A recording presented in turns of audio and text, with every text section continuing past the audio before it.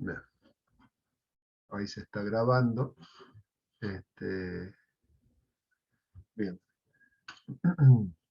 Bueno,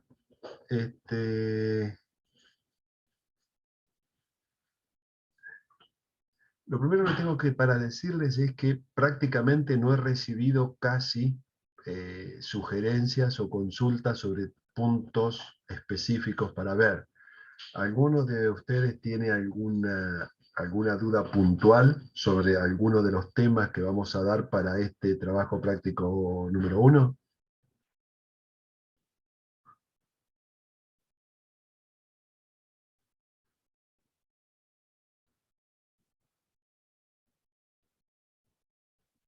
Profe, hola, muy buenas tardes. Yo, como le comenté, soy oyente, o sea, estoy preparando la materia para final. Entonces, más que nada, recién comienzo y por ahí, por eso no tengo tantas dudas, ¿no? Pero Bueno, bueno, gustosa de escucharlos parece que, y bueno, que ahora sí evidentemente que... no hay ninguna duda puntual. Bueno, si no hay ninguna duda puntual, entonces, bueno, vamos a repasar algunos de los temas en los que, digamos, suele haber, digamos, mayor cantidad de errores o dudas respecto del trabajo práctico número 1. Bueno, miren, nosotros en esta oportunidad, para el trabajo práctico 01, lo que vamos a hacer es, vamos a plantear un ejercicio de una persona física y es muy importante que ustedes tengan en cuenta, digamos, qué es lo que estamos haciendo. Normalmente nosotros vamos a desarrollar un ejercicio que tenga rentas de primera categoría, rentas de segunda categoría, eventualmente renta de tercera, pero muy simple porque no las hemos visto. Normalmente eso lo solemos dejar para el recuperatorio, donde podemos incluir renta de tercera categoría, y rentas de cuarta categoría, sin duda.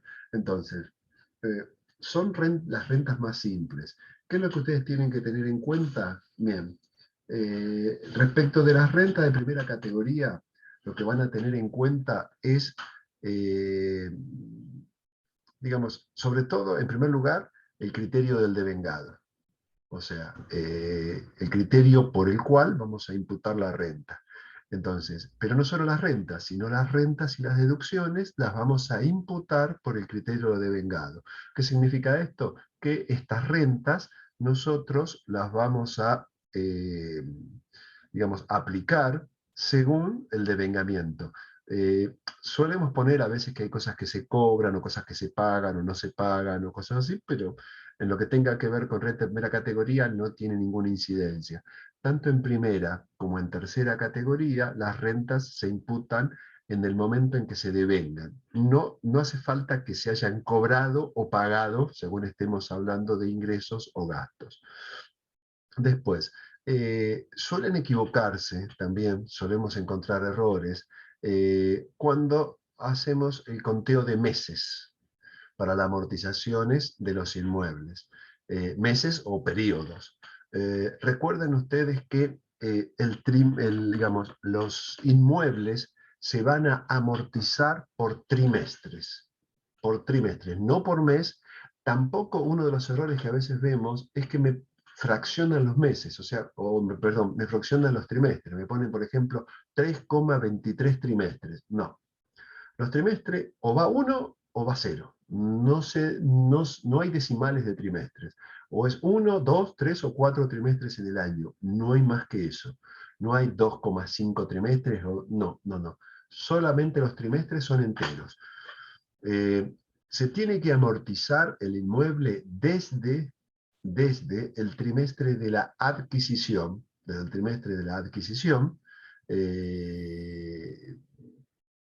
o desde el trimestre de finalización de la obra, según qué tipo de inmuebles es el que ustedes tengan.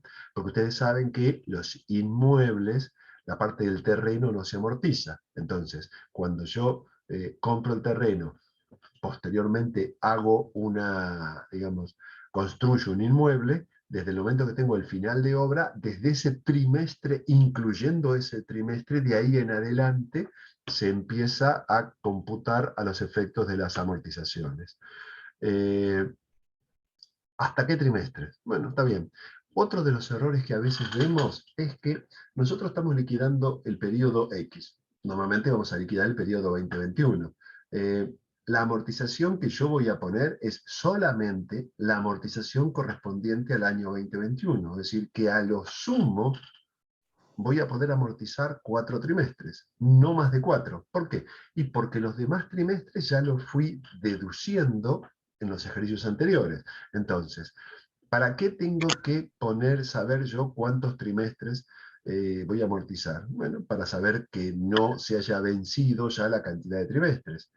Entonces, ¿cómo hacemos el cálculo de la amortización? Bueno, al valor del inmueble nosotros lo dividimos entre la parte atribuible al edificio y la parte atribuible al terreno, y solamente amortizamos la parte correspondiente al edificio. Recuerden esto, no se amortiza el valor fiscal. Repito, no amorticen valor fiscal. Lo que se amortiza es valor de incorporación al patrimonio. Nada más. ¿Valor de incorporación al patrimonio? Sí. ¿Valor fiscal? No. ¿Y para qué usamos la evaluación fiscal? La evaluación fiscal la utilizamos solamente a los efectos de saber cuánto es de edificio y cuánto es de terreno. Y si no lo tenemos separado y tenemos un solo valor de evaluación fiscal, bueno, si tenemos un solo valor de evaluación fiscal, entonces la ley habla de un justiprecio. ¿Qué es el justiprecio? Bueno, nosotros lo que vamos a hacer es aplicar los porcentajes típicos que decimos nosotros, que es de 80 y 20, o sea, 80% de edificio, 20% de terreno para el caso de departamentos, o 67 y 33 para el caso de las casas. Para el caso de las casas, 67 y 33. Departamento, 80 y 20. Pero eso es cuando no tenemos la evaluación fiscal. ¿Qué evaluación fiscal? La evaluación fiscal al momento de la adquisición. Ya les digo, la evaluación fiscal la utilizan solamente para sacar la proporción, nada más. Pero lo que se amortiza es el valor de incorporación al patrimonio. Desde el trimestre del cual finalizó la obra, o del momento desde que se adquirió, en el caso que se haya adquirido un inmueble ya construido, hasta el trimestre, hasta el último trimestre del año que estamos liquidando.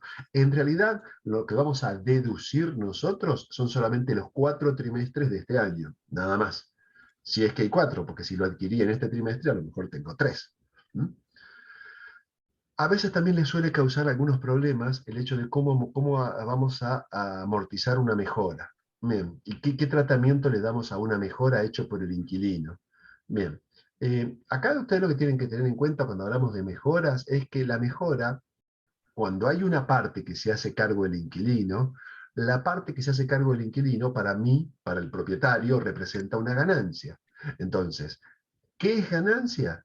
Ganancia es la parte que, digamos, que el propietario ve aumentado su patrimonio y que sin embargo no la paga. ¿Por qué? Porque la va a pagar el inquilino. Ahora bien, ¿qué hacemos con esa ganancia? Bueno, esa ganancia, la parte de la ganancia, nosotros la vamos a considerar, eh, digamos, solamente en los meses, fíjese que dije meses acá, no dije trimestres, en los meses de duración del contrato. Entonces, ¿de qué contrato? El contrato de alquiler. Entonces, vamos a suponer, si yo tengo una mejora de, supónganse, qué sé yo, de 300.000 pesos, y de esos 300.000 pesos, el propietario se hizo cargo de 200 y el inquilino se hizo cargo de 100, bueno, esos 100 que paga el inquilino, para mí es una ganancia. ¿A qué ejercicio lo imputo? Bien, desde el momento desde el mes de la habilitación de la mejora hasta la finalización del contrato va a ser el divisor. ¿Y cuánto voy a imputar a este año? Bueno, los meses de este año que correspondan a cuando tenga vigencia el contrato. Eso respecto de la ganancia de la mejora. Y respecto de la amortización de la mejora, cambian dos cosas. Primero, de que la mejora se amortiza toda. No importa la parte que está indemnizada o no indemnizada. La mejora se amortiza toda, en su totalidad. Y no importa quién la pague. No importa quién la pague. Así que la mejora se va a amortizar siempre. ¿Y cómo se amortiza? Acá sí desde el trimestre. Desde el trimestre de la habilitación de la mejora hasta la finalización de la vida útil. Por eso es que a veces tenemos que calcular cuál va a ser el divisor del total de la mejora que yo voy a amortizar. ¿Y qué voy a amortizar? Bueno, solamente los trimestres que correspondan al año que yo estoy liquidando. ¿Mm? Por supuesto, esto es más fácil es verlo en un números que decirlo. Pero bueno, digamos, es metodología de cálculo nada más, es regla de tres simple. Recuerden de que si alguno de ustedes quiere hacerme una consulta, bueno, habilite su micrófono y me habla. O no les digo que me escriban porque, bueno, normalmente no leo mucho el chat porque estoy solo. Pero bueno, si me hablan, probablemente los voy a escuchar. Si hay algo de lo que yo digo que no se entiende. En general, en primera categoría no suelen tener muchas más dificultades. ¿Qué otra dificultad pueden tener en primera categoría? Bueno, no hay mayores problemas. O sea, los mayores temas están en que a veces se equivocan en considerar qué meses de alquiler se han devengado. Suele ser que se equivocan. Suele ser que a veces se equivocan en las amortizaciones o en los ingresos. A veces también saben dónde se equivocan, a veces en los ingresos, en los gastos de mantenimiento presunto. ¿Por qué?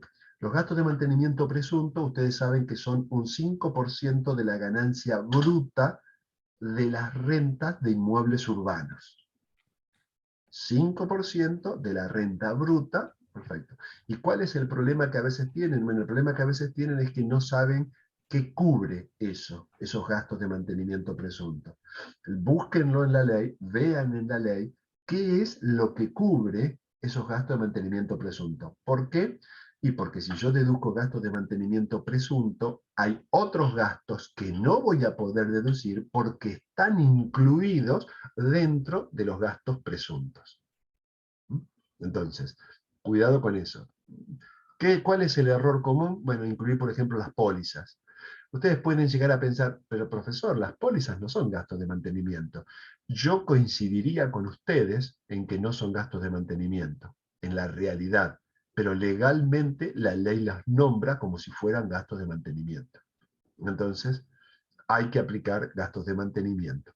Recuerden que ustedes van a tener que optar por gastos de mantenimiento presuntos o reales, y que esa opción, desde el momento que se considera que la hayan hecho, van a tener que mantenerla por 5 años, por 5 ejercicios. Bien. Mayormente no hay más dudas con esto de primera categoría. ¿Alguno tiene alguna duda?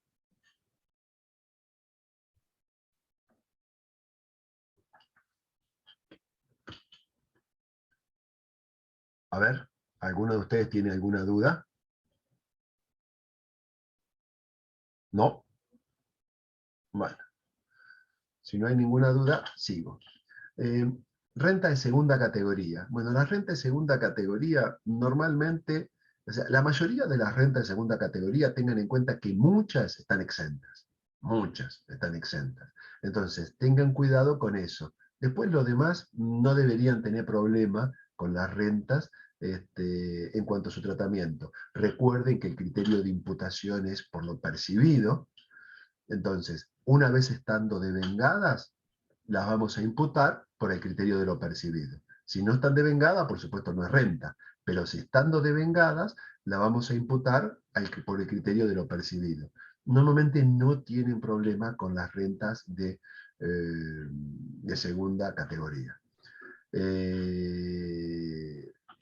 Bueno, voy a pasar a las rentas de cuarta categoría ahora. Bien, en las rentas de cuarta categoría es donde está lo más jugoso.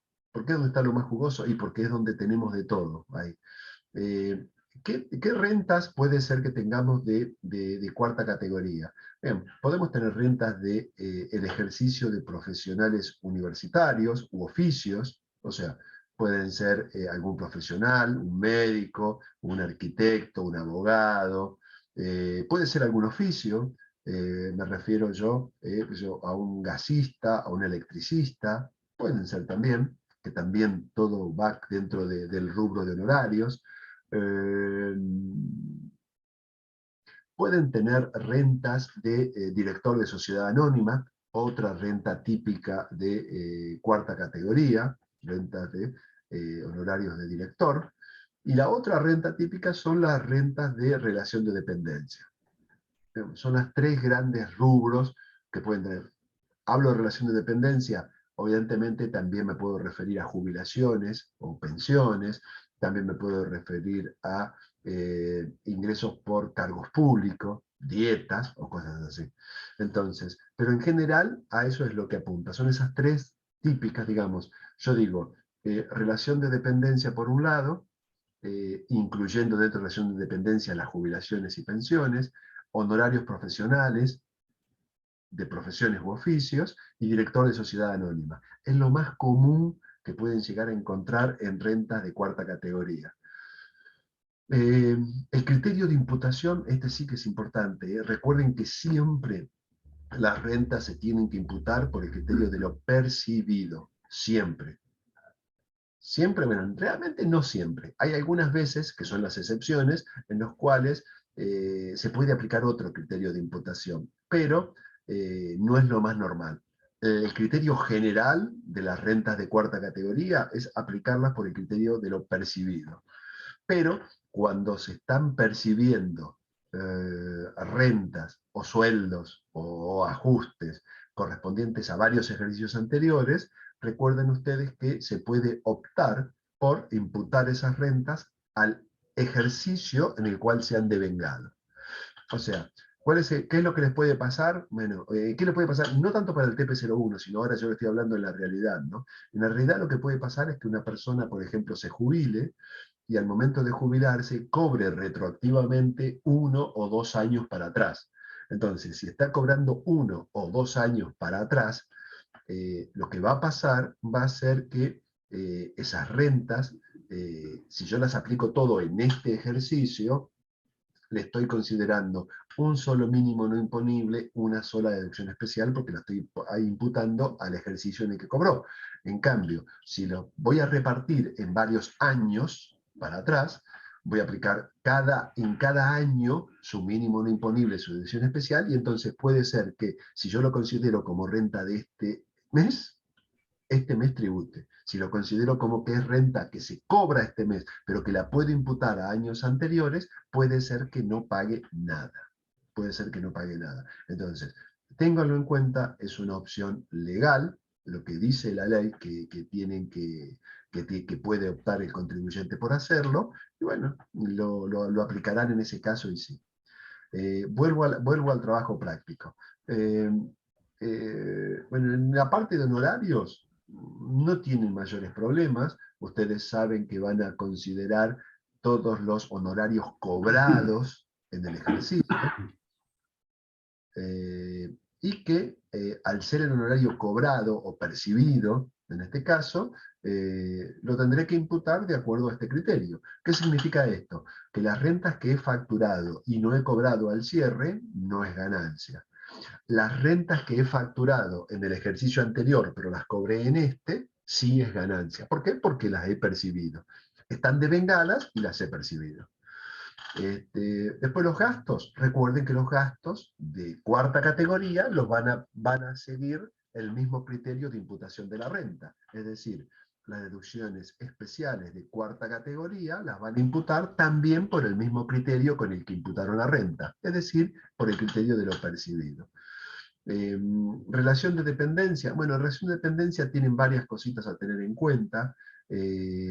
Sepan que van a tener, digamos, por ejemplo, un tratamiento especial para las horas extras. ¿Por qué un tratamiento especial? Bueno, sí, porque las horas extras, en general, las horas extras al 50% son horas extras grabadas. Las horas extras al 100% son horas extras exentas. ¿Pero qué parte es exenta? Bueno, la parte que excede de la hora normal. Entonces, si yo cobré por horas extras al 100%, supónganse en el año 100.000 pesos, 50.000 va a estar grabado y 50.000 va a estar exento. ¿Por qué? Porque yo les dije que la parte de hora normal siempre está grabado. Lo que está exento es el plus de horas extras. Pero eso solamente en las horas extras al 100%, por eso es que yo siempre la voy a dividir por la mitad. En cambio, en las horas extras al 50%, eso es muy fácil porque siempre van a estar grabadas. A ver, ¿qué más? Honorarios de directores. Bien, el horario de directores ustedes tienen que tener en cuenta primero cuál es el criterio de imputación. ¿En qué momento el honorario de director es ganancia grabada? Bien, el momento en el cual va a ser ganancia grabada es en el momento en el que se le asigne en forma individual. En ese momento en el que la sociedad, o sea, la de sociedad anónima o la SRL, le asigne el honorario en forma individual, en ese momento es ganancia. O sea, no es por lo devengado. ¿Por qué no es por lo devengado? Porque el honorario se va devengando con el ejercicio que yo, digamos, con el ejercicio de su función de director. Y eso fue, vamos a suponer, el año pasado. Entonces no es por lo devengado. Tampoco es por lo percibido. ¿Por qué? Porque no significa que yo lo haya cobrado. Yo dije que se va a imputar al ejercicio en el cual se asigne en forma individual. Entonces, no es por lo devengado, tampoco es por lo percibido, pero dije que se asigne, no necesariamente significa que se le haya pagado. Entonces, el honorario de director tiene un tratamiento especial. ¿Qué es el tratamiento especial? Bueno, que va a ser ganancia en el ejercicio en el que se asigne en forma individual. Perfecto.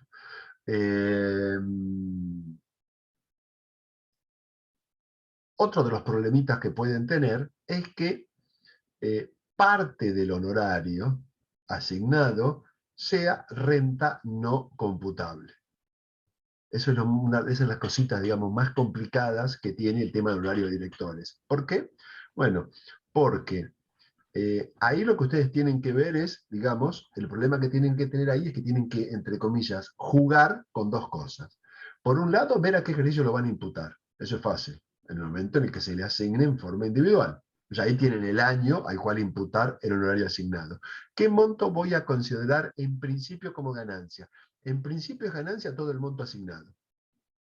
Perfecto. No importa si se ha percibido o no se ha percibido. En principio es ganancia todo. Listo. En principio. Puede que haya parte de la renta que sea ganancia no computable. Bien, ¿y cómo hago para saber si hay renta no computable? ¿O por qué hay renta no computable? Porque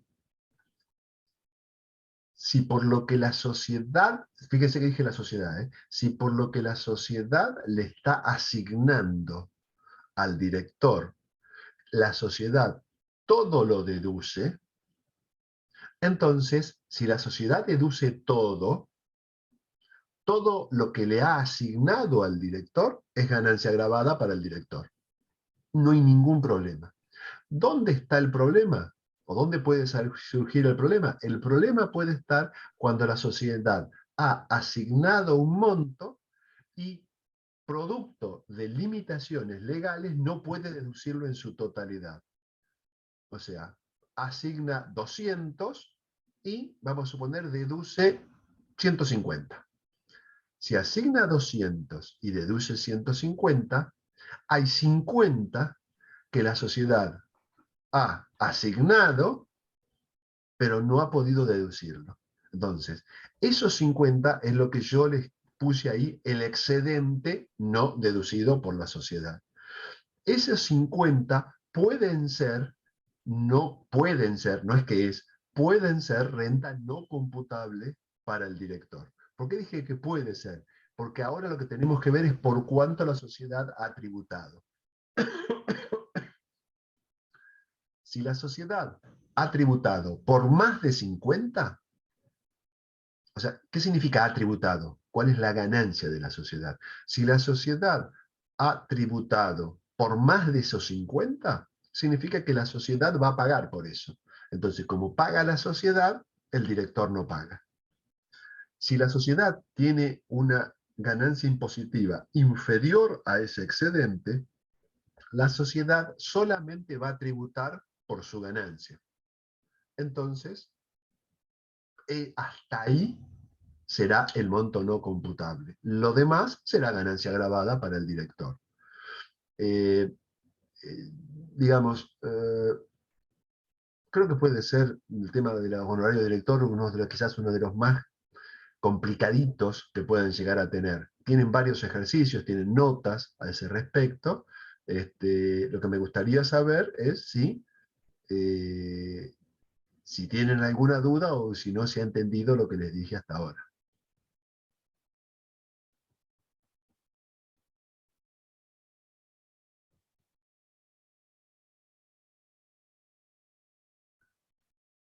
Por mi parte se entendió perfecto, profe. Le agradezco mucho la explicación.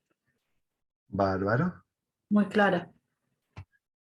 Yo entiendo de que hay veces en los cuales cuando uno lo explica, hay veces se entiende mejor que cuando lo escribe. Hay veces que no, pero hay veces que sí. Entonces, yo quiero que ustedes tengan en cuenta siempre qué es lo que están haciendo. No se mecanicen, no se automaticen.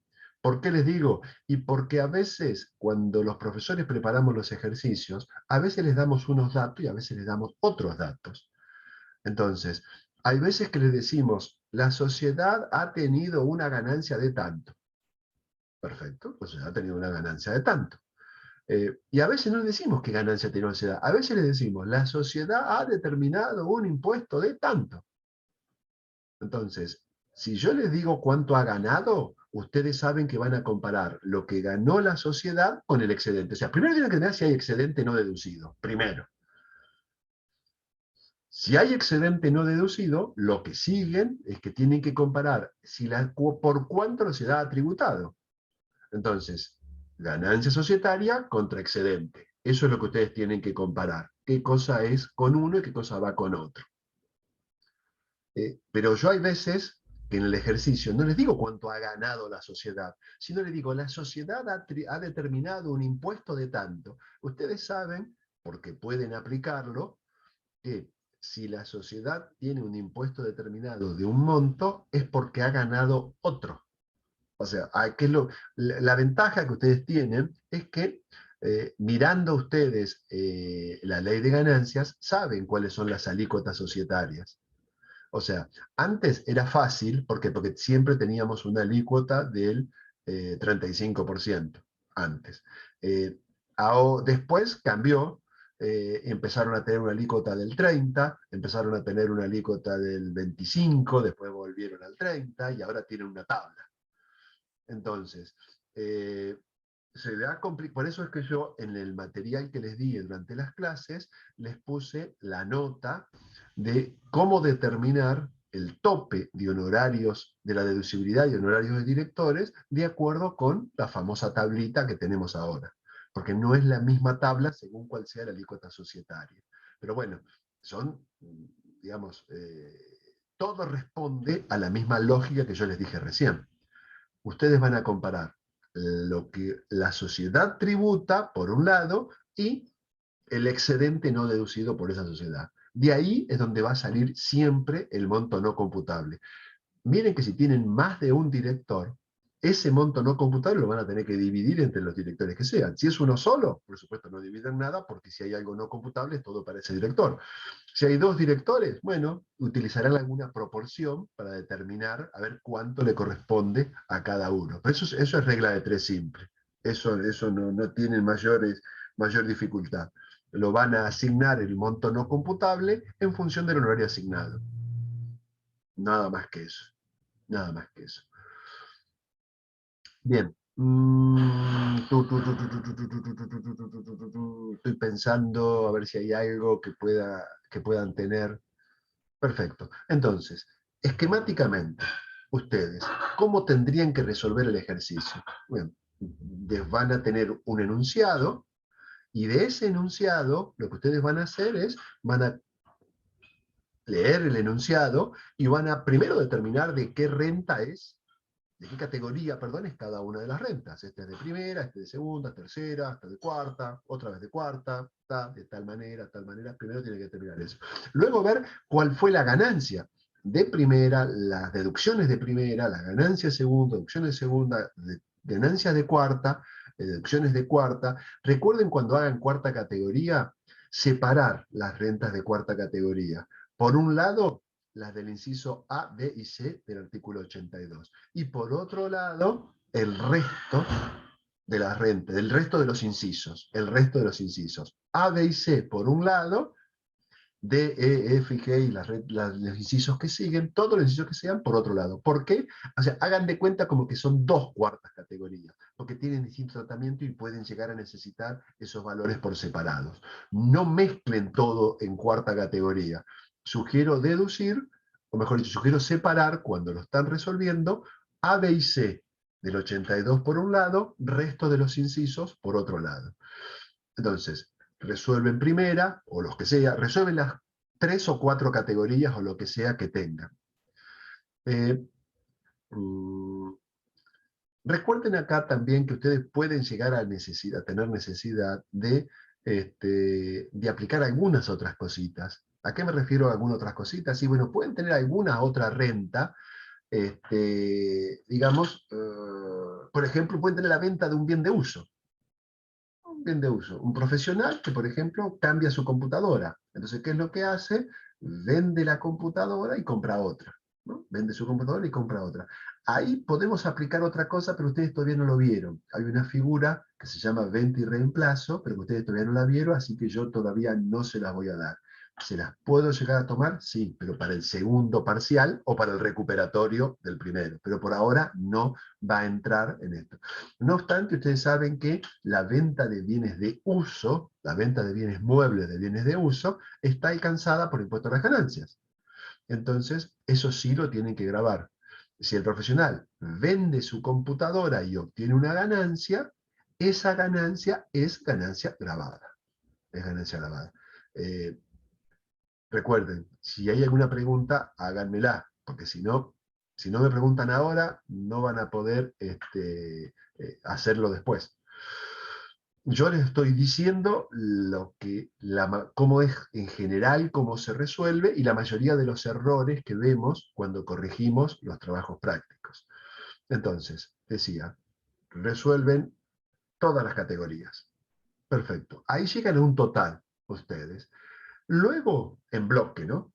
Primero, resolver y determinar, digamos, las ganancias de cada categoría. Recuerden separar 79 o 82, perdón, yo estoy con la numeración anterior, ¿no? 82, A, B y C por un lado y el resto de los incisos del 82 por otro. Eso es una parte, primera parte.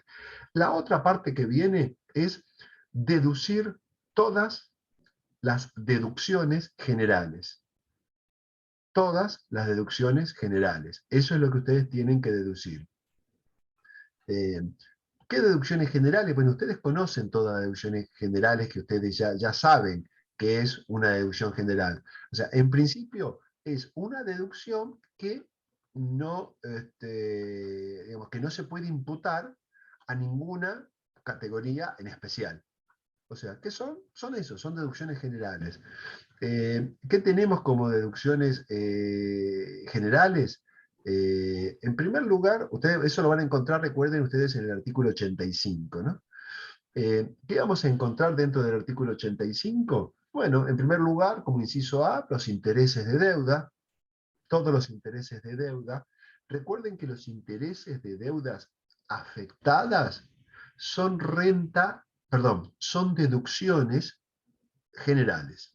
Es decir, que van a ir acá. No van a ir en la categoría que correspondan, sino acá. Deducciones, intereses de deuda. El inciso B, que les va a hablar de los seguros. ¿eh? El seguro cubre el riesgo de muerte, también van a ser deducibles. Recuerden que tienen topes.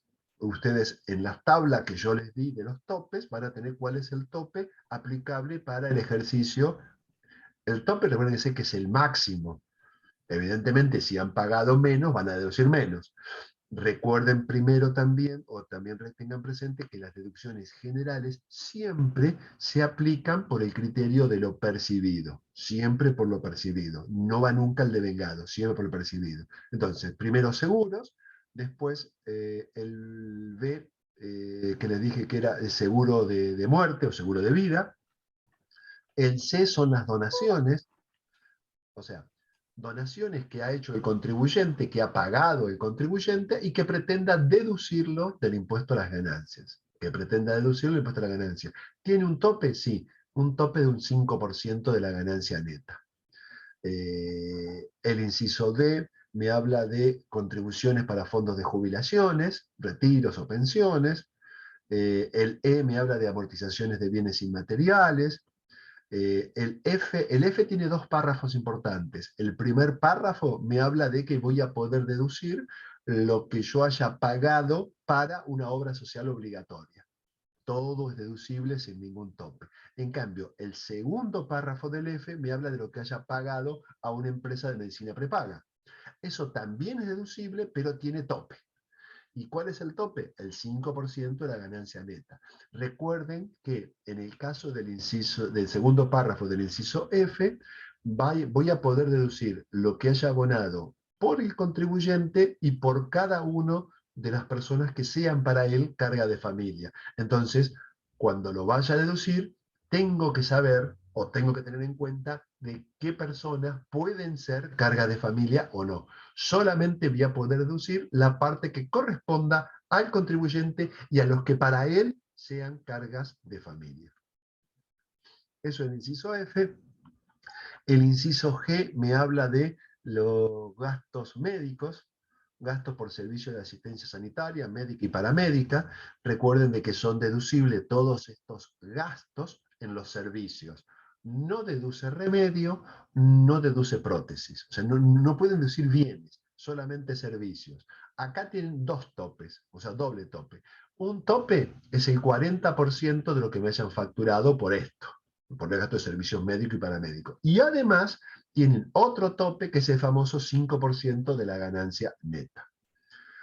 Como ven, es doble el tope que tienen para los servicios sanitarios, médicos y paramédicos.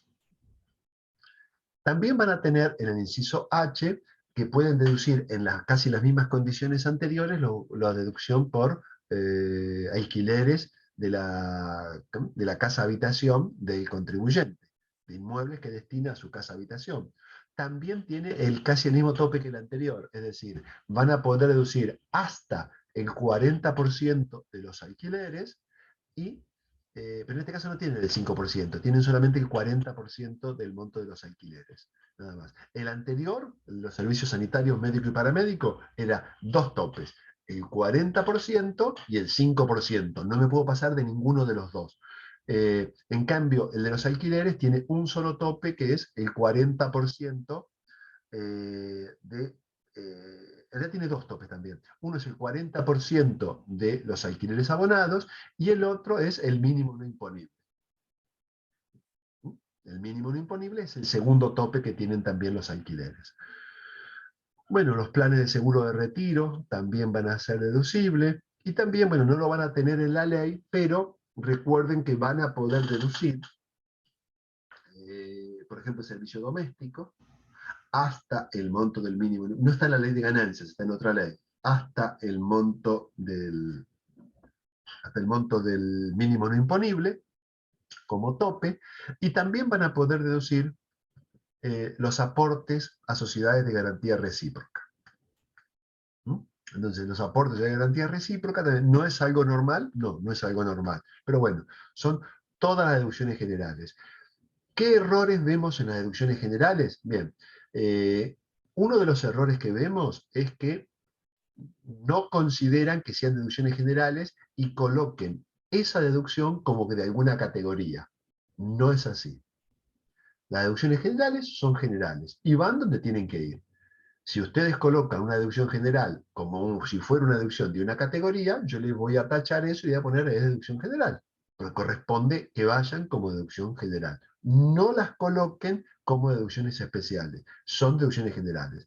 El criterio de imputación es lo percibido, ya los bien, y recuerden que primero van a deducir todas las deducciones que no tienen el tope del 5%. Luego van a calcular ese 5% de ganancias que les queda, y una vez que determinaron ese monto del 5%, van a aplicar las deducciones que tienen el tope del 5%. ¿Mm? Bien. ¿Alguna pregunta con deducciones generales?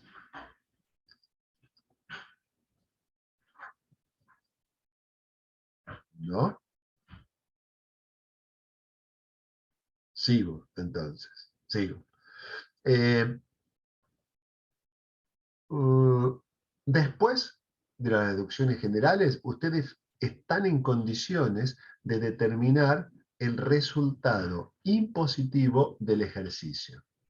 O sea, a toda la ganancia neta de las 4 categorías le restan las deducciones generales y obtienen el resultado impositivo del ejercicio. A ese resultado impositivo del ejercicio, ustedes le pueden restar quebranto de años anteriores.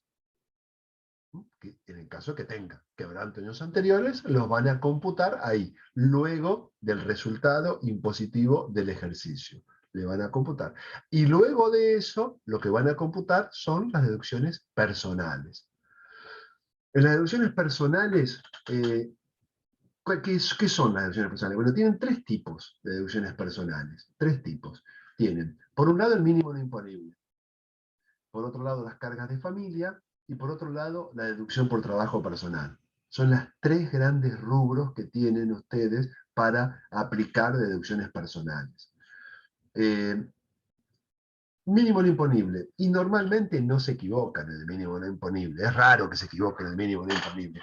¿Qué error pueden tener? Bueno, que apliquen un valor que no corresponde al año que están liquidando. Ustedes no se van a equivocar porque yo les subí la tabla correspondiente al año 2021. Ustedes saben que no es el valor vigente al día de hoy.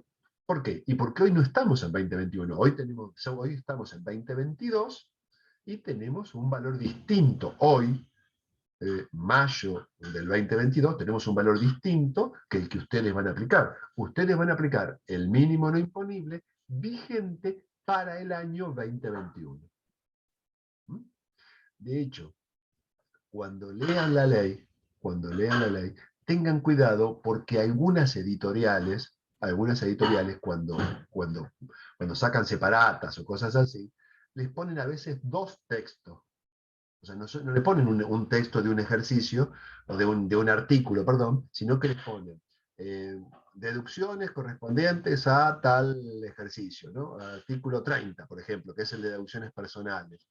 Y van a ver que van a tener un artículo 30 que dice aplicable para el ejercicio 2020, otro para el ejercicio 2021.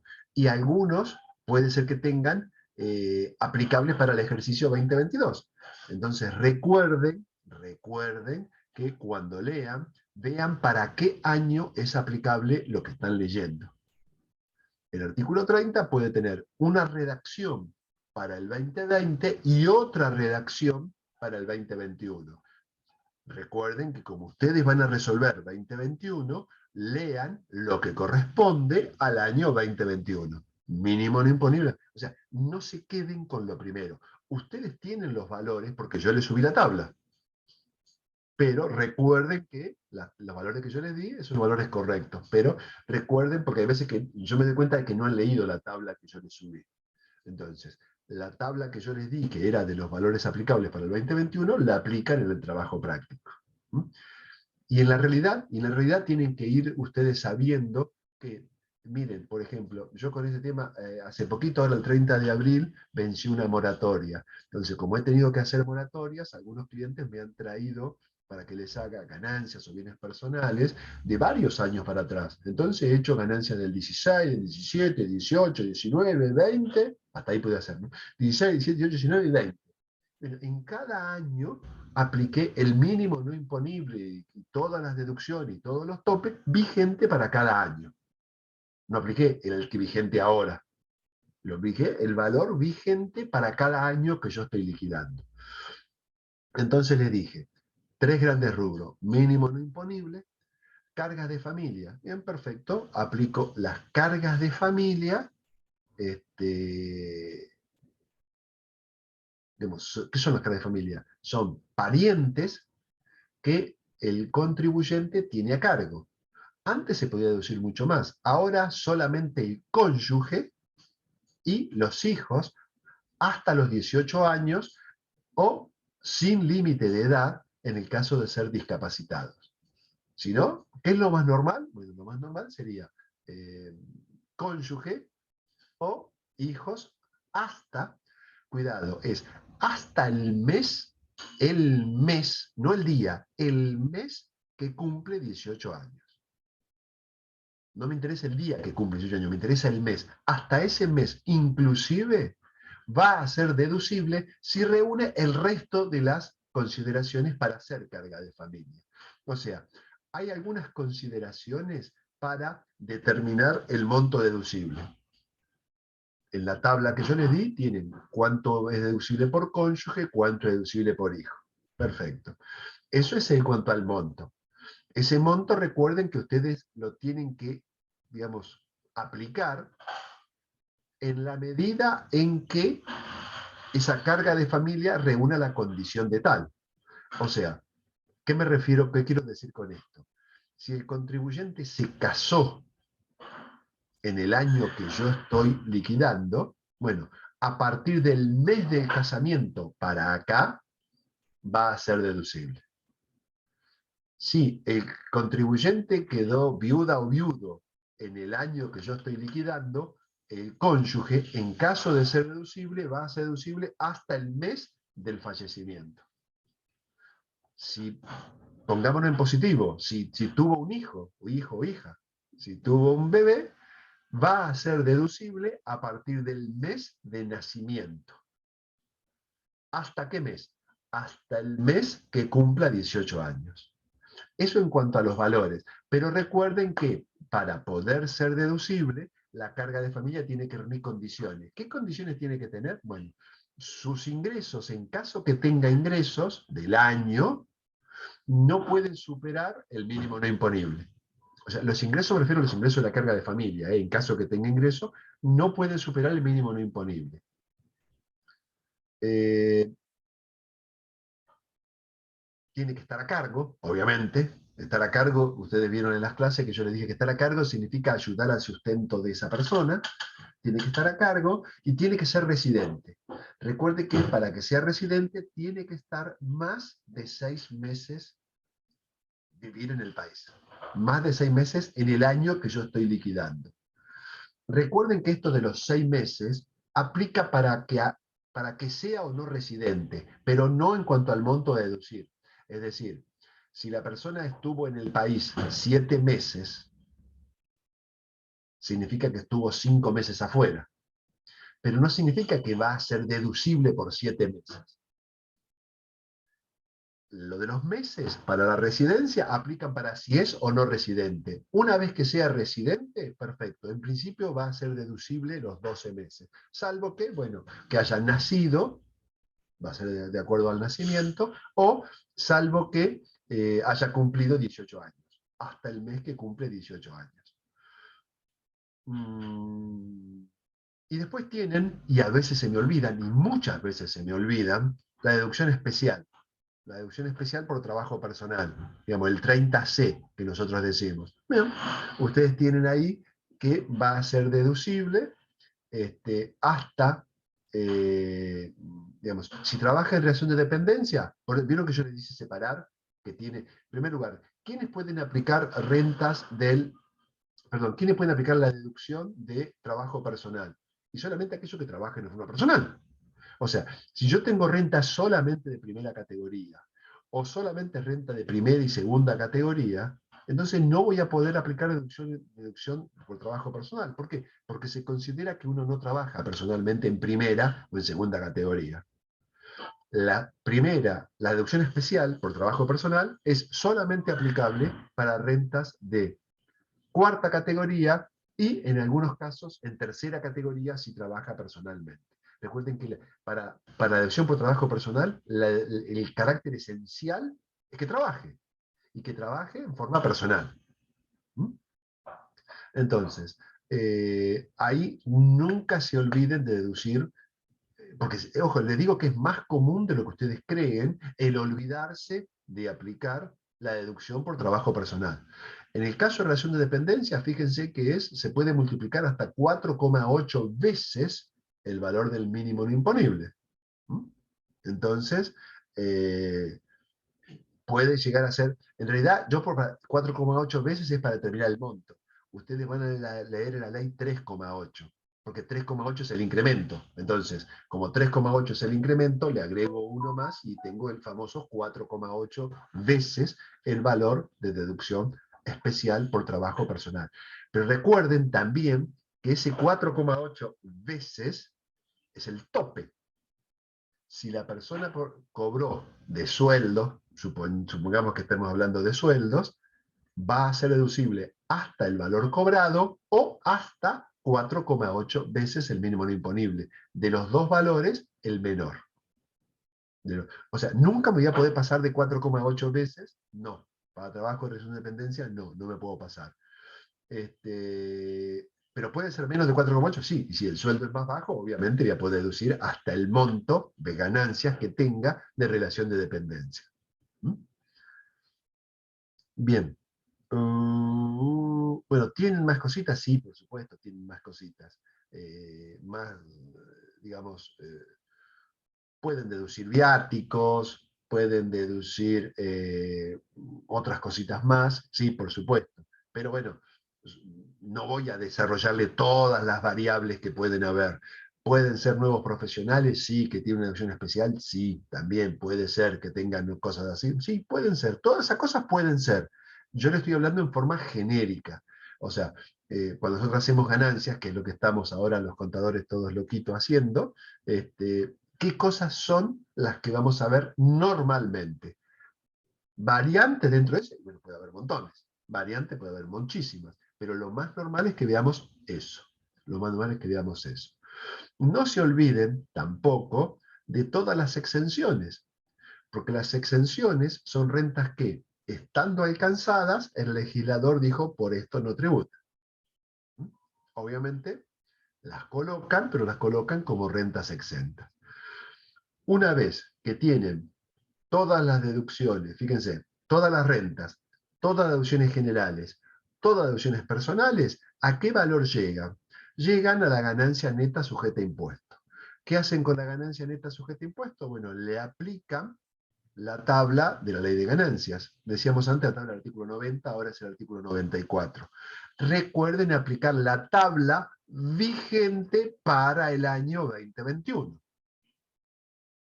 Recuerden aplicarla, porque aunque les parezca mentira, siempre veo algún ejercicio que me calculan, o sea, me determinan bien, vamos a poner, la ganancia sujeta a impuesto del ejercicio, y me determinan mal el impuesto. ¿Por qué? Bueno, porque utilizan una tabla que no corresponde. Es la tabla vigente para el año que yo estoy liquidando. Cuando vean la ley, recuerden de que puede ser que no sea la tabla vigente. O sea, si ustedes ahora, entre comillas, se asustan, vamos a suponer, y bajan una ley, y bajan la ley, el texto actualizado de la ley, recuerden que si bajan el texto actualizado de la ley, les va a dar los valores del 2022 y no los del 2021. Porque me ha pasado que algunos de ustedes se asustan porque tienen el trabajo, bajan la ley y ponen texto actualizado de la ley y les da el texto actualizado. Claro, pero cuidado que les da que puede ser que les dé el texto del 2022, porque estamos en el 2022. Y ustedes tienen que resolver el 2021. Por eso es que les digo, utilicen la tabla que yo les di para el 2021. ¿Mm? Bien.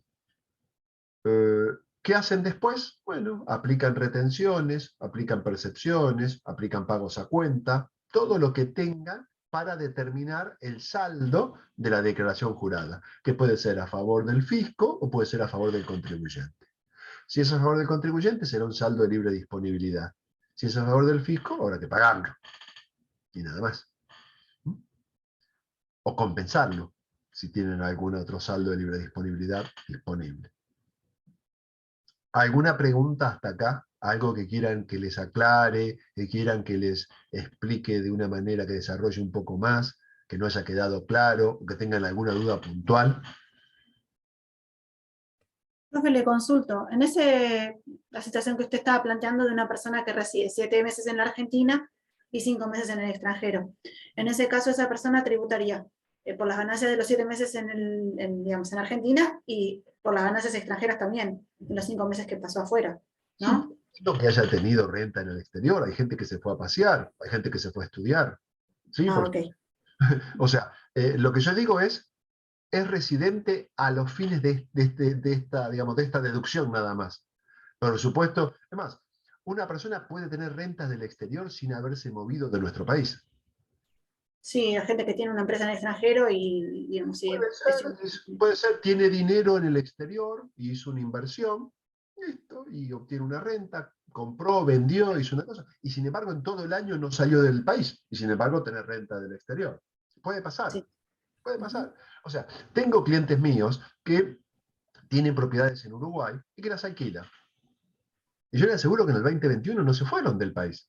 Y sin embargo, tienen renta de alquileres del exterior. O sea, no hace falta. Ahora, cuando yo le dije que se fue 7 meses y 5, yo le estoy hablando solamente de la residencia a los efectos de cero o no carga de familia. Nada más. Lo que tengan de renta, perfecto. Pueden tener renta, tributarán por la renta del exterior. ¿Por qué? Porque son residentes en nuestro país.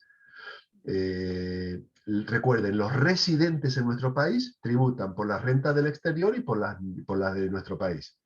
En cambio, los residentes del exterior solamente tributan por las rentas de nuestro país, nada más. La única diferencia es que si tienen rentas del exterior, si les llega a tocar el caso que tengan rentas del exterior, recuerden que pueden aplicar el impuesto a las ganancias pagado en el exterior, Sí. como pago a cuenta del nuestro. Eso sí, puede ser que lo puedan llegar a aplicar, pero nada más que Claro, para no hacer una doble imputación, sería una cosa para no así. hacer una doble imposición, exactamente. Para no Posición, perdón. Ahí va. doble imposición, exactamente. Una doble imposición significaría que por una misma renta que paguen dos lugares distintos. Siempre recuerden que tiene prioridad de tributación el país en el que se origina la renta. O sea, primero tributa ahí, primero. Lo que queda tributa en otro lado. Pero siempre tiene prioridad el país del cual la renta fue originada. Siempre. ¿Mm? ¿Qué más?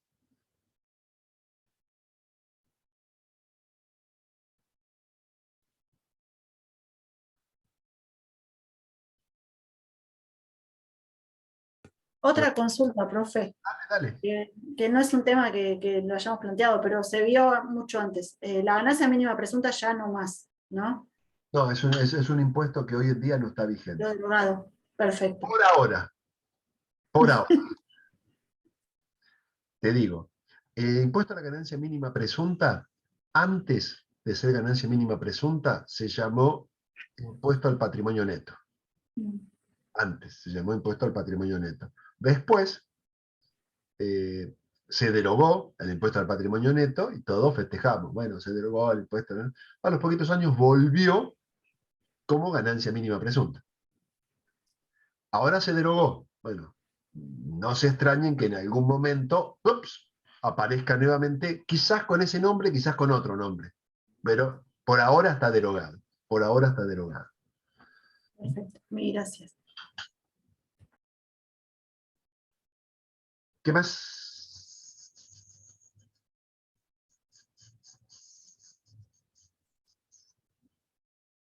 Bien, sigo.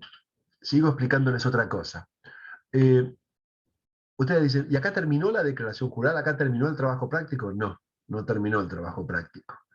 Eh, Tienen luego que seguir en la declaración jurada y para seguir en la declaración jurada tienen que hacer la justificación de variaciones patrimoniales, es decir, determinar el consumido del contribuyente.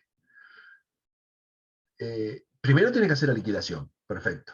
¿A dónde llega la parte de la liquidación? Y termina la liquidación con el saldo de la declaración jurada. Ahí termina esa parte. Luego viene la otra parte, que es determinar el patrimonio al inicio y el patrimonio al cierre.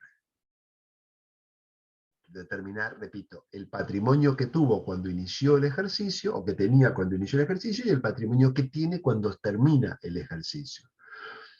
Acá es muy importante que ustedes sepan que el criterio que tienen que aplicar es el criterio de evaluación o criterio normativo, es la Resolución General 2527 de AFIP, una resolución general viejísima, pero que lo que les dice fundamentalmente es que van a aplicar a todo lo que tenga que ver con patrimonio el criterio de devengado. A todo el criterio del devengado. Y que los valores por los cuales ustedes van a evaluar es a valor histórico. Es a valor histórico. Perfecto. Entonces, van a aplicar devengado y van a aplicar criterio histórico. Bien.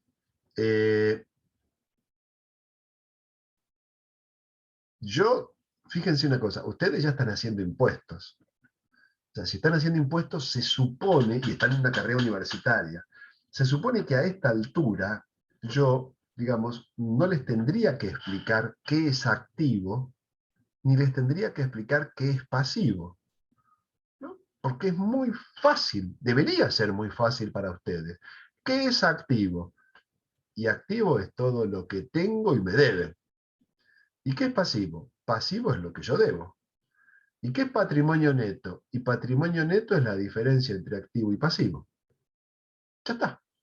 Entonces, ustedes van a armar el patrimonio neto al inicio y al cierre. Para eso tienen que poner cuál es el patrimonio que ustedes van a poner. O sea, todo el activo. ¿Qué es el activo? Lo que tengo. ¿Y qué es lo que tengo normalmente? Y lo que tengo es la casa, puedo tener una mejora, puedo tener el auto, puedo tener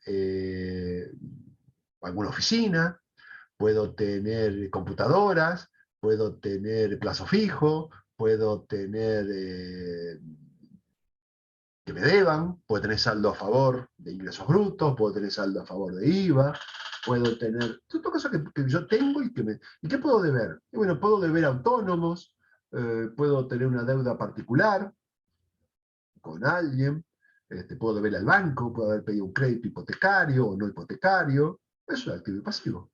Perfecto. ¿Qué errores veo acá? Bien, los errores que suelo ver a veces es que, primero, que no aplican el criterio histórico. Entonces, ¿qué significa que no aplican el criterio histórico? Y que no, si aplicar el criterio histórico implica de que si yo tengo una casa valuada en 10 pesos y la sigo teniendo al cierre me sigue valiendo 10 pesos. Y al año que viene y va a seguir valiendo 10 pesos. Y al otro va a seguir valiendo 10 pesos. ¿Hasta cuándo? Mientras tenga la casa. Y cuando no la tenga, valdrá cero, porque no la tengo.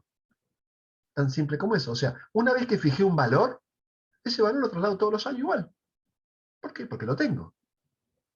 Y si incorporo algo, bien, le daré un valor de incorporación al patrimonio. Y después, bueno, después mientras lo tenga, le mantendré siempre con ese valor. O sea, nunca resten amortizaciones a los efectos del patrimonio al inicio o al cierre. No resten amortizaciones. ¿Por qué? Y porque estoy diciendo que evalúen en forma histórica. Entonces, no resten amortizaciones. Utilicen el criterio de devengado.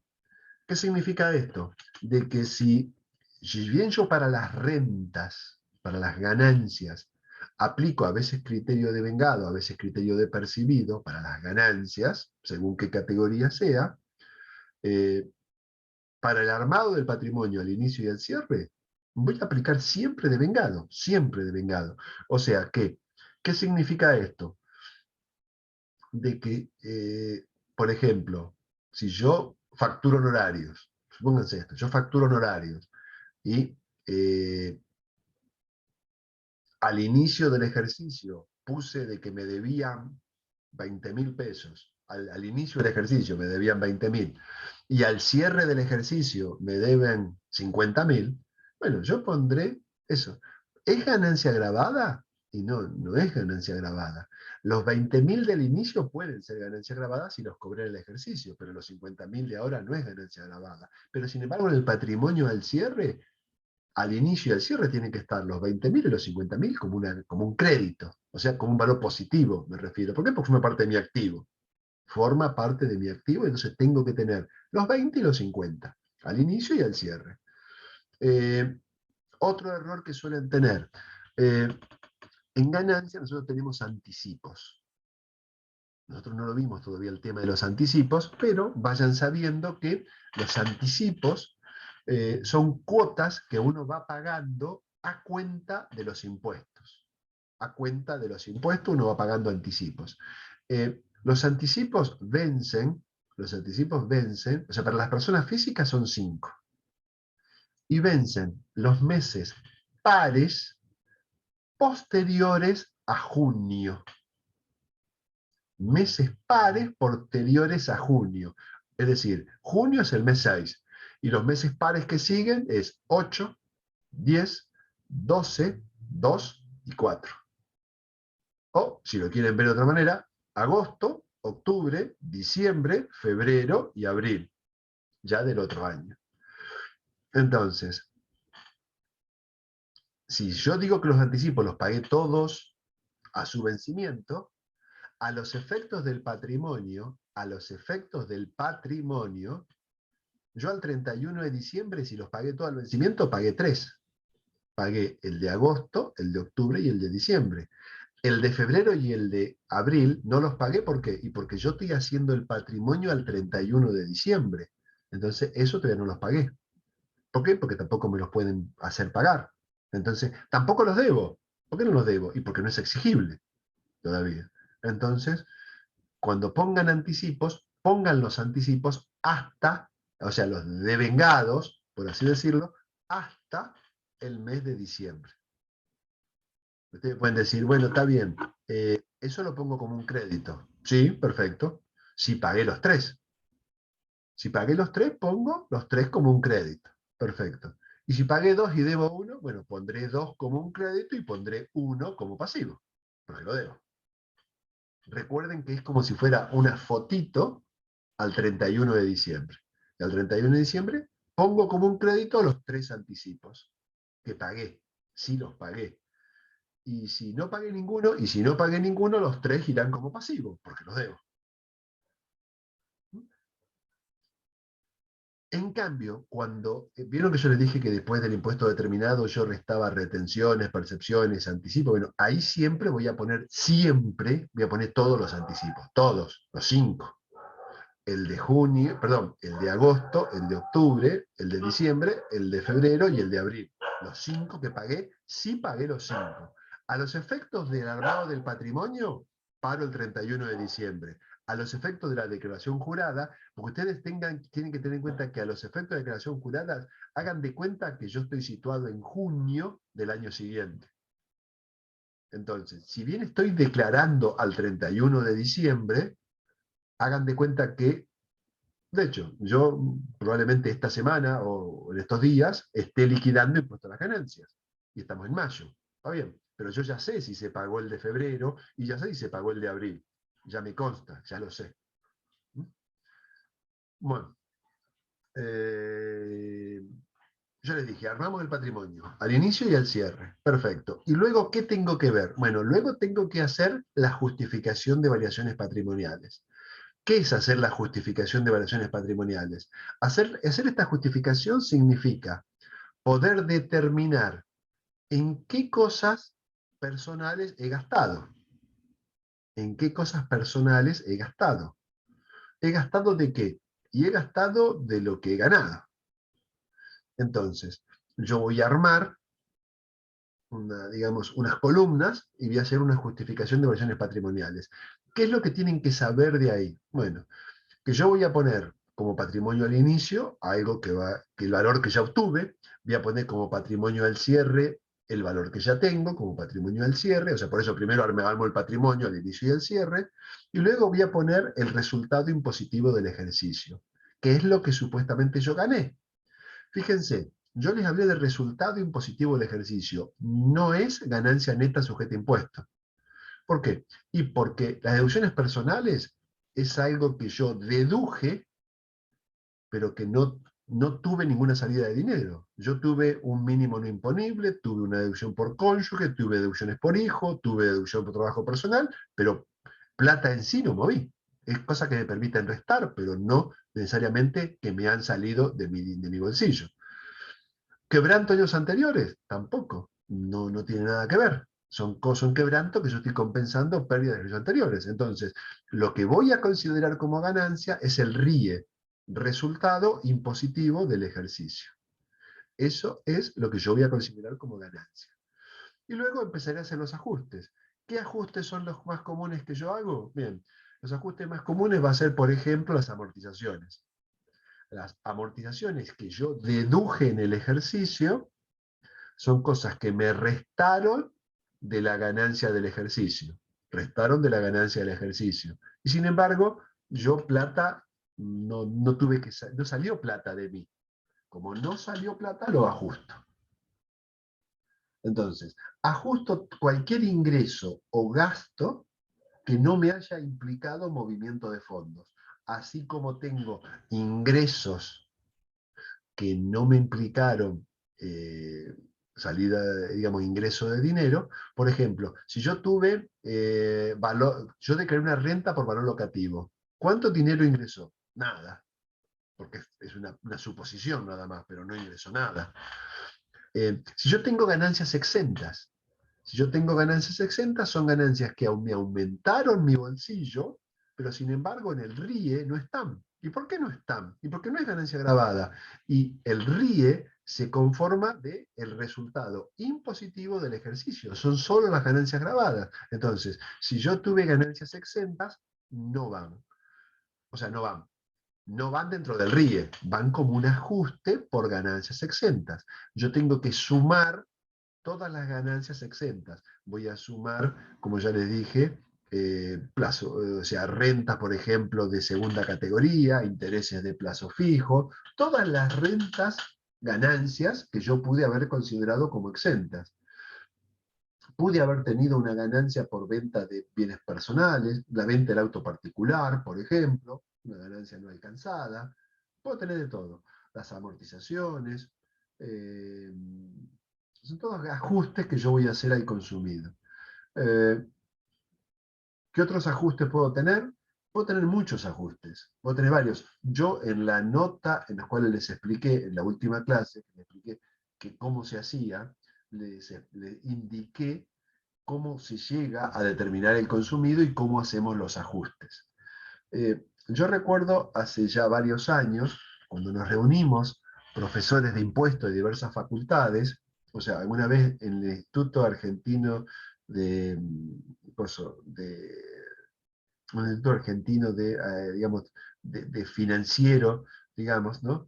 De Capital Federal, recuerdo que nos reunimos, la Asociación Argentina de Estudios Fiscales, nos reunió a, digamos, la gran mayoría de los profesores de impuestos de la mayoría de las universidades del país.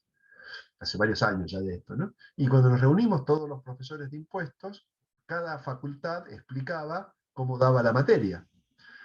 Y nos llamó la atención que había algunas facultades que no tenían dentro de su cronograma explicar la justificación de variaciones patrimoniales. ¿Y sabe cuál era el argumento de por qué no lo explicaban? Porque decían que era lógico. Que la justificación de variaciones patrimoniales era algo lógico. Y como era algo lógico, no era algo impositivo. Nosotros discrepábamos con eso, seguimos discrepando con eso, y decimos que también es lógico, pero no es algo que se vea tan fácilmente. Se ve tan fácilmente cuando lo practicamos, cuando lo ejercemos, cuando lo estudiamos, cuando lo analizamos, pero no es algo que se infiera tan fácilmente la justificación. ¿Qué cosas van a columna 1, qué cosas van a columna 2? ¿Cuándo ajusto, cuándo no ajusto? ¿Y por qué ajusto? ¿Y por cuánto hago el ajuste? No siempre es tan fácil. Pero vayamos a no tanto al trabajo práctico, sino a una cosa real. Real, ¿eh? En los ejercicios reales. O sea, no ejercicios reales, en las declaraciones reales. El monto consumido es muy importante. ¿Y por qué? Y porque me está, digamos, el monto, el final, el consumido, ¿qué es lo que me está queriendo decir? Me está queriendo decir cuánto esa persona gastó en pesos para gastos personales. ¿Cuánto gastó para cosas personales?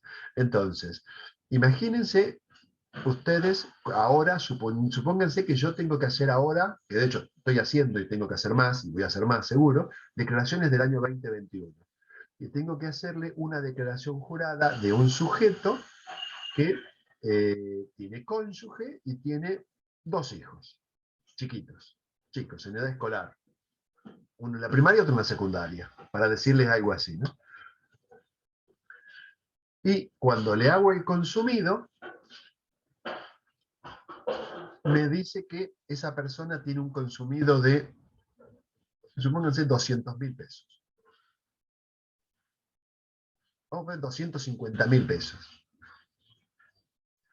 Si esa persona tuvo un consumido de 250.000 pesos, si quieren vamos a hacer 240 para hacer números rápidos, si fuera 240.000 pesos, ¿sabe lo que significa eso? Significa que por mes gastó 20.000 pesos. Y con 20.000 pesos, ese señor, en gastos personales, comió 4 personas en el año, mandó a los chicos a la escuela, pagó el seguro del auto, pagó... No le dan los números. No es creíble.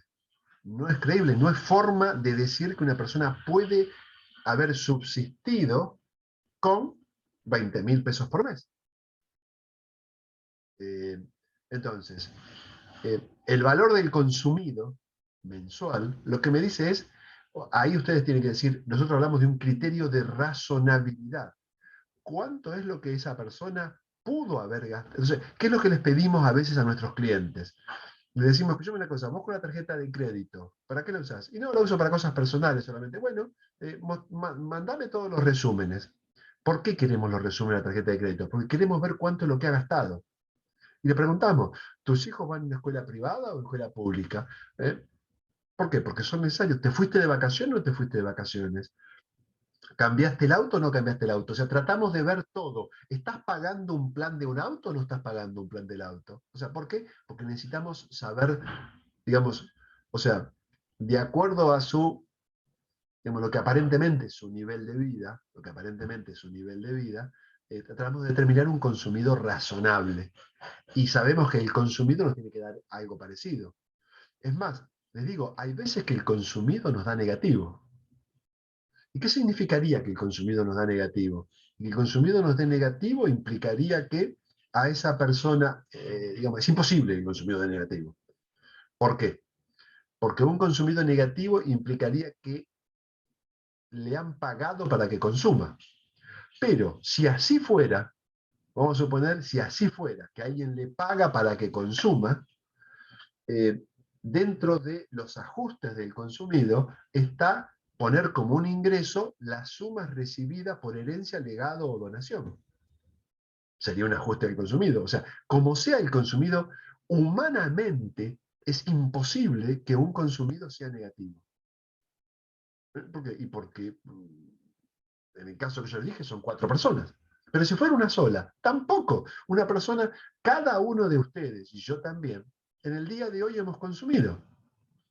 O sea, nos hemos levantado, nos hemos duchado, hemos desayunado, hemos hecho cosas, nos hemos desplazado, hemos almorzado, hemos merendado, algunos, ustedes todavía no cenaron, yo por lo menos todavía no cené, pero como sea hemos consumido a lo largo del día. Imagínense eso a lo largo del mes o a lo largo del año. Por supuesto que he consumido. Entonces, mi consumido no puede ser negativo. No hay forma de que el consumido sea negativo, porque me pudieron haber regalado las cosas, pero bueno, entra como un ajuste al consumido. Bienes recibidos por herencia, legado o donación. Pude haber ganado el 6, entran como una ganancia no alcanzada. Pude haber ganado, bueno, lo que me digan, yo le voy a encontrar un lugar como un ajuste al consumido. Ustedes van a decir, bueno, sí, lo que pasa es que consumí, pero ¿sabe qué pasa? Por eso yo no pagué porque lo debo todo. Bueno, tenés un pasivo enorme. Deudas por comida. Irá en la justificación, en el patrimonio al cierre como un pasivo. O sea, como sea, en alguna parte tiene que estar. El consumido no puede ser negativo. Y el consumido tiene que reflejar más o menos el nivel de vida del contribuyente. Entonces, por eso ustedes tienen que saber más o menos de qué nivel de vida tiene su cliente o la persona a la cual le están haciendo la declaración de ganancias. Por eso es que hay veces que, digamos, los contadores tenemos que, entre comillas, meternos en la vida personal de nuestros clientes. ¿Por qué? Bueno, pues tenemos que saberlo nosotros. ¿Por qué tenemos que saberlo? Y porque tenemos que hacerle la mejor declaración jurada. Entonces, para eso le vamos a preguntar cosas de índole personal, ya les digo, si se fue de vacaciones, a dónde se fue, cuánto gasta de tarjetas de crédito, ya les digo, cosas personales, pero que tienen que ver. Escuchame una cosa, en tu casa, ¿son de gastar mucho en el supermercado todos los meses o no gastar nada? Entonces, yo cada vez que voy al supermercado gasto más que voy a hacer una compra grande, después que hacemos toda comida, pero la última vez gastamos como 25.000 pesos en una compra sola. Entonces, mi consumido no me puede dar 20.000. Si yo en una sola compra ya tengo 25. ¿Y con qué pagué el seguro del auto? ¿Y con qué pagué todos los gastos de índole personal? ¿Mm? Entonces, sepan ustedes que el consumido es muy importante, pero no porque me vaya a implicar que vaya a pagar más o que vaya a pagar menos. No, porque yo la declaración de ganancias ya la hice. El consumido lo que es informativo solamente, pero es obligatorio. ¿Eh? Ese consumido digamos, es obligatorio. Pero, es más, le digo, a veces los contadores tenemos dos tipos de problemas. Un problema es a veces cuando nos da que nuestros clientes tienen que pagar mucho impuesto. Y sabemos que el cliente no va a querer pagar mucho impuesto. Entonces tenemos que ver a ver de qué manera legal podemos hacer que tribute lo menos posible dentro de lo legal, dentro de la realidad. Perfecto. Ese es un problema. El otro problema no es a veces, porque sabemos que nuestro cliente, digamos, no ha pagado, no tuvo grandes ganancias, entonces sabemos que no va a pagar mucho. A veces el problema que tenemos no está en cuánto nos da la declaración de ganancias, sino que el problema está en el consumido. ¿Por qué? Porque nos da un consumido muy bajo, demasiado bajo, que no es creíble. Entonces, esto ya les digo, no tiene que ver tanto con el trabajo práctico, no tiene que ver tanto con el trabajo práctico, pero tiene que ver con el ejercicio de la profesión. Ustedes tienen que tienen que saber primero, tener una idea. Recuerden que esto no es una cosa exacta, ¿no? Tener una idea. ¿Qué consumido le tiene que dar la declaración que ustedes están haciendo? Porque si yo les digo que este contribuyente, el del ejercicio, supongan, yo les digo que tiene una casa en la costa, que bla, bla, bla, bla, que tiene una casa, qué sé yo, supónganse que yo en Cariló, o en Mar de las Pampas, o donde sea, son lugares caros, ¿vieron? Que tiene un dúplex, que tiene su departamento y además tiene su casa de fin de semana en un country, y el consumido me da 300.000 pesos. Y no, no puede ser. Solamente despensa del country gasta más. Solamente despensa va a gastar más. O sea, los country que son de medio pelo tienen expensas de 50, 60.000 pesos por mes. Y si la expensa sola son 50.000 por mes, en el año tengo 600.000 pesos. Así que ya les digo, el consumido tiene que reflejar el nivel de vida del contribuyente. Esa es la realidad. ¿Ustedes qué es lo que tienen que ver? Patrimonio al inicio, patrimonio al cierre, resultado impositivo del ejercicio. Esos tres valores son los tres básicos. Luego lo que tienen que ver es jugar, ver qué cosas le aumentan el consumido, qué cosas le bajan el consumido, qué cosas le aumentan la ganancia y qué cosas le bajan la ganancia. Por ejemplo, si ustedes tuvieron impuesto a las ganancias del año pasado y lo pagaron durante este ejercicio, ese impuesto a las ganancias que ustedes tuvieron del ejercicio pasado no es un gasto deducible. ¿Por qué? Porque el impuesto a las ganancias no es deducible el impuesto a las ganancias, pero sí se ajusta en el consumido. ¿Por qué? Porque es un gasto, algo que tuve que pagar, pero que no me dejan deducir. Lo mismo todos los gastos que tienen tope. Vieron que les dije yo que yo la prepaga puedo deducir hasta el 5% de la ganancia. Bueno, ¿qué pasa con todo eso que excede el 5% de la ganancia. Imagínense que el cliente o el contribuyente pagó, supónganse, qué sé yo, 200.000 pesos de medicina prepaga. Perfecto. Pero cuando hacen la declaración jurada, solamente pueden deducir, de los 200, solamente pueden deducir 40. ¿Por qué? Porque es el 5% de la ganancia, solamente pueden decir 40. Bien, entonces, esos 160 tiene que ser un ajuste del consumido. ¿Por qué? Porque ustedes pagaron 200 y solamente restaron 40. ¿Ven todos los ajustes, cómo los vamos viendo? En los ejercicios que yo les di, en los ejercicios que ustedes tuvieron, ahí tienen cómo hacer los ajustes, de qué manera hacer los ajustes, qué ajustes son los que tienen que estar y qué ajustes son los que no tienen que estar. Yo les digo, muchas de las cosas tienen que ver con cuestiones de criterio. Entonces, no es que hay una respuesta, y a lo mejor si adopté una postura de, digamos, de otro tipo, y a lo mejor me da otro resultado, pero, digamos, en pocos números podemos diferir, pero no en la idea global. En un ejercicio me refiero, no es que yo digo, a ver cuánto me dio el consumido a mí, me dio tanto, a ver cuánto me dio, está mal todo. No, no, no. Cuando corrija el trabajo práctico voy a ver todo. ¿Qué pusieron? ¿Qué no pusieron? Voy a ver todo. Por eso es que cuando yo les di las pautas del ejercicio, las pautas, cuando ven las pautas del trabajo práctico, yo les pido que el ejercicio lo resuelvan en planilla de cálculo. ¿Por qué sí en planilla de cálculo? ¿Por qué no en procesador de texto? Porque el procesador de texto yo lo que puedo ver es un 2, un 3, un 4, un 8, un 5, un 4, una coma, pero no puedo ver de dónde viene. En cambio, si ustedes me ponen la celda tanto por esto, por 5, por el 30%, yo puedo ver si ustedes tienen el criterio para poder calcular correctamente. Pero si ustedes me ponen un número, puedo ver el número nada más, pero no de dónde, cómo llegaron a ese valor y entonces no los puedo corregir. O sea, puedo ver si está bien o está mal, hasta cierto punto, pero no puedo ver si lo que aplicaron es correcto o no. Y lo que yo necesito, cuando lo corrijo, tengo que ver qué es lo que aplicaron. Si el procedimiento que aplicaron es aceptable o no es aceptable, si el criterio que aplicaron es aceptable o no es aceptable. Entonces, recuerden, o sea, no se pongan ustedes a corregirlo por ahora, pero piensen que cuando yo los corrijo, tengo que tratar de tener a mi disposición todos los elementos.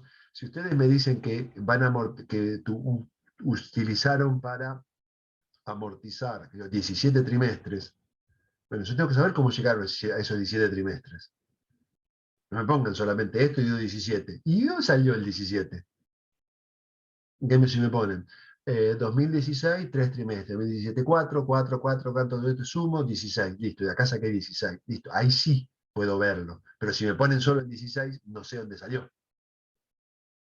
Si está bien, no es un problema, el problema es si está mal. ¿Mm? Entonces, utilicen las cosas, utilicen el criterio.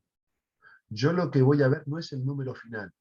Me interesa, hasta por ahí nomás, pero no tanto. Me interesa más que nada ver si la metodología que aplicaron es la correcta o no. Si el criterio que aplicaron es el correcto o no. Si el consumido al cual ustedes llegaron es correcto o no. O la idea. Si entienden la idea global de que es. Hay consumido que hay ajuste que ustedes hacen a veces y que yo estoy de acuerdo y a veces que no estoy de acuerdo, pero sé en qué casos aceptar y en qué casos no aceptar. Una cosa es un criterio y otra cosa es lo que está mal. Lo que es aceptable, yo lo voy a aceptar. Lo que no, no. Bien, preguntas. Escucho más preguntas si hay.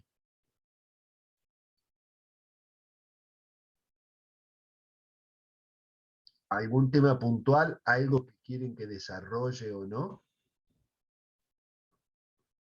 Algunas de las personas que están acá me habían dicho de que, bueno, son, de comillas, oyentes, porque están acá porque quieren prepararse ¿cómo es? Para el final que estamos por rendir ahora en estos días. ¿Mm? Por Sí, supuesto. yo, profe. Sí, sí, sí, sabía, me parecía, pero de cualquier manera, o sea, esto sirve solamente para el primer trabajo práctico. Pero bueno, Si te querés quedar, yo ahora voy a cerrar esto, si te querés quedar y hacerme preguntas de la segunda parte, no hay ningún... Todavía no llegué a verla. Recién empecé, estoy por la clase 2, 3 más o menos, y veo que las primeras clases hablan más también de finanzas públicas y todo lo que es la parte de la Constitución, bueno, mezcla otras materias. Entonces, como que todavía recién empecé. ¿Y Estoy cuándo vas a rendir? en julio, profe. Pero Ah, ya la preparé yo, ya la no. preparé. En final anterior aprobé, me quedó muy poquito para poder aprobar. Por Ah, una pregunta de bienes personales no pude aprobar. sí, sí, porque a veces es complicado esa parte. O sea, uno de los problemas que tienen, esto va para todos, ¿no? En los finales, a veces es el tiempo. O sea, el tiempo para resolverlo, porque tienen solamente 2 horas a veces. Entonces, hay veces que, digamos, se detienen demasiado a resolver, yo a veces la parte de ganancias, y después cuando llegan a bienes personales la hacen muy rápido porque la hacen al final y bueno, y sale a veces cualquier cosa. Y sale a veces cualquier cosa. Entonces, No, yo le... aparte es digamos, el tope, digamos, hay que tener un cierto puntaje. A mí me perjudicó eso, porque mi puntaje era más de 4. Mi Claro, nota era entre 5 y 6. yo le digo, la mayoría, cuando corregimos finales, a la mayoría nos da más de 4. Mayoría nos da más de 4. Pero como exigimos que vean todos los temas, yo personalmente lo que les digo a mis alumnos es que eh, hagan las cosas, digamos, lo más tranquilo, pero lo más rápido posible al principio. Para tratar de descontar todo, lo mejor posible, todo. Y después, si les queda tiempo, bueno, ahí empiecen a corregir eh, otros puntos, pero ya habiendo resuelto todo. O sea, hay veces cuando me ha dado cosas que hemos puesto que yo, 4 consignas, y les exigimos que tengan el 50% o 50% en cada consigna, y ¿saben qué es lo que pasa? Me contestan 3 consignas muy bien, y la cuarta no me contestan nada. Y entonces, claro, no lo podemos aprobar, porque la pauta es contestar al menos el 50% en cada consigna, al menos. Entonces, tengan en cuenta lo que se les dice al inicio nada más, lo que se les dice es qué es lo que se necesita para aprobar. A veces les dice, necesita más de 4. Está bien, eso es obvio, necesita más de 4 para aprobar, está bien. Pero a veces les decimos también cuánto de cada consigna tienen que tener. Entonces, ahí es donde tienen el problema a veces, de que quieren resolver un punto muy bien, quieren resolver el segundo punto muy bien, y resulta ser, cuidado, tienen que llegar a todos los puntos. Y no siempre todos los puntos valen lo mismo. ¿Eh? No siempre todos los puntos valen lo mismo. Este, sí, porque, ojo, yo sé que ahora en mayo tenemos, pero me parece que son finales. O sea, perdón, más que finales, son libres lo que tenemos. Libres. Son Esa de libres. libres y extraordinarios. Sí, Claro, en las libres. sí, son libres y extraordinarios lo que tenemos ahora. Son más difíciles normalmente los libres, le digo. Son más difíciles que los finales. O sea, la verdad es esa, los finales, los libres suelen ser más difíciles que los otros. En lo otro, digamos, nos atenemos mucho, en los finales nos atenemos mucho a lo que damos normalmente. El final de marzo es medio complicado. O sea, ¿por qué es complicado? Y porque nosotros empezamos a dar clase en marzo en adelante, o en abril. Y en marzo tomamos con la legislación al 31 de diciembre y no tiene ninguna clase de ese año. Claro, es cierto. Entonces a veces es complicado los finales de marzo. Es un poco mejor los de julio, los de septiembre, o de los meses. Sí, porque ya tienen por lo menos que en alguno de los profesores ha desarrollado todas las clases del año que ustedes tienen que rendir. ¿Mm? ¿Qué más? ¿Hay alguna Yo, pregunta? yo también me voy a anotar en julio. Bien. Va a tomar lo que es en el 2022, digamos, con la No, reglamentación del no. 2022, también con 2021 se toma. Seguro, siempre, o sea, eso es un arreglo, un pacto, vamos a así decir. O sea, les digo, yo no sé qué profesor va a hacer los parciales, ¿eh? No, está bien, No sé pero qué bueno, para tener idea qué año tomar de base. tomen legislación vigente al último 31 de diciembre. Siempre decimos lo mismo. O sea, al 31 de diciembre del 21. Está Es el bien, último. sí. O sea, cuando rindan en julio, ¿qué lo van a rendir? Y van a rendir lo que estamos viendo ahora, digamos, ¿no? Lo que estamos viendo ahora de las novedades que hubo durante el 2021. Por eso es Bárbaro. que cuando yo doy las clases, digamos, el tercer periodo. El tercer periodo es, digamos, el último cuatrimestre, digamos, del año. Normalmente les incluyo, en forma no obligatoria, datos de qué tenemos de ese año. ¿Eso es para qué? Eso es para ayudar a los que van a rendir en marzo, de que tengan algo de cuáles son las últimas novedades. Yo a ustedes acá en el curso, hay veces les coloco o les comento algo, miren, ahora en el 2022 pasó esto, esto y esto, por ejemplo. Por suerte no tenemos tantas novedades este año, por lo menos hasta ahora, novedades normativas. Lo de mínimo no imponible, edición especial, eso sí, tenemos todos los años novedades, pero novedades normativas, no. En cambio del 2021 sí hubo novedades. Sí hubo novedades de tratamientos distintos, cosas que cambiaron. Eso sí hubo, pero no hubo, digamos, no son esenciales, pero sí hubo modificaciones. Fue ahí por el mes de abril, más o menos por ahí, que hubo modificaciones a la ley. No son esenciales, pero hubo algunas. Hubo algunas. ¿Algo más tienen para decirme, para consultarme? Yo les digo a todos el resto, yo ahora esto cuando se termine de grabar, lo voy a subir a YouTube y después les voy a poner el link para que los que quieran repasar esto puedan verlo. O para que quienes no pudieron estar acá porque están trabajando, porque están cursando otra cosa, por lo que sea, están atendiendo a los chicos, están atendiendo a otra persona, entonces lo puedan ver después. Pero bueno, me hubiera gustado más que, ya les digo, que participen más y que, digamos, que me planteen dudas. Porque si no tienen dudas, eso puede deberse a dos cosas. O que las clases son excelentes, excelente, que lo dudo. Son buenas, sí, pongo la mejor de la voluntad, pero no lo creo, o que todavía no han leído. O que todavía no han leído. Y ustedes fíjense que tienen que empezar a hacer el trabajo práctico pasado mañana. Pero bueno, hay veces que uno propone y la vida dispone de otra manera.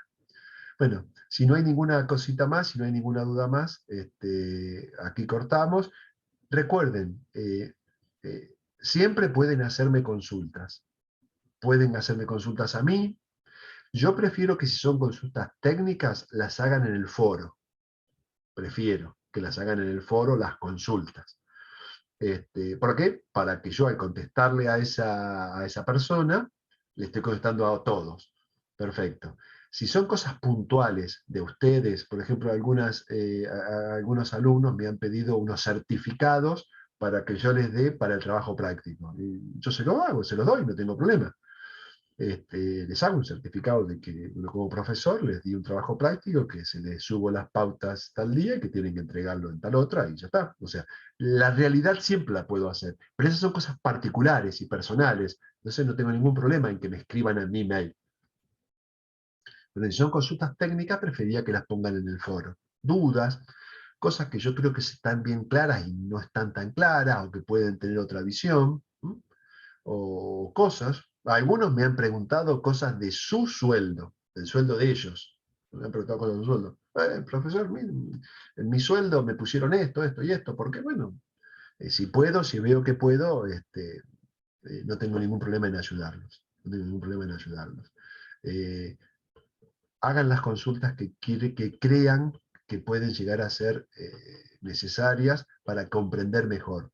Este es el momento para preguntar. Este es el momento para preguntar. Luego vienen los exámenes, como tienen que rendir las chicas, o lo que es peor todavía. Luego vienen tener sus clientes y hacer su declaración real. O sea, y eso es más difícil. Muchas veces tendría que ser más fácil, pero bueno, hay veces que tienen miedo de cómo hacerlo. Ya les digo, este es el momento para preguntar. Pregunten en la reunión. La idea mía es hacer otra reunión después para antes del segundo trabajo práctico. Y la idea mía es hacer otra reunión para antes del segundo trabajo práctico. Para este trabajo práctico uno, pero no tengo ningún problema en hacerlo en otro momento si veo que es necesario. Yo les digo, no tengo problemas en reunirme. Yo ya estoy en casa, ahora vamos a cenar y bueno, ya está. Me puedo hacer un tiempito para explicarles algunas cosas. Hay cosas que son necesarias explicarlas, me parece, en persona, que me vean. A mí me gustaría también verlos a todos ustedes, pero bueno, hay veces que se puede, hay veces que no se puede.